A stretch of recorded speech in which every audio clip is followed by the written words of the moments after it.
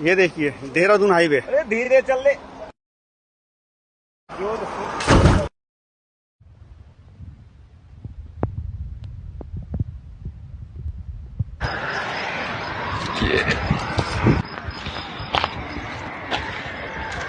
Delhi Dehradun highway इतना गंदा road हो रही है कि इस टाइम ये समझ लीजिए कम से कम 4 से 5 गाड़ियां मेरे सामने एक्सीडेंट हो चुकी हैं भाई, यहीं पर ही।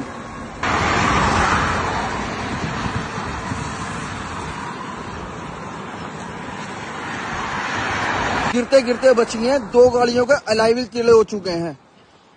भाई मैं भी आपको अपनी गाड़ी की बताता हूँ कि मेरी गाड़ी के दोनों अलॉय व्हील टेढ़े हो चुके हैं बस के। दोनों स्टेपनियां चेंज हो रही हैं गाड़ी की। ये देखो भाई अलॉय व्हील तलक का टेढ़ा हो चुका है इसका।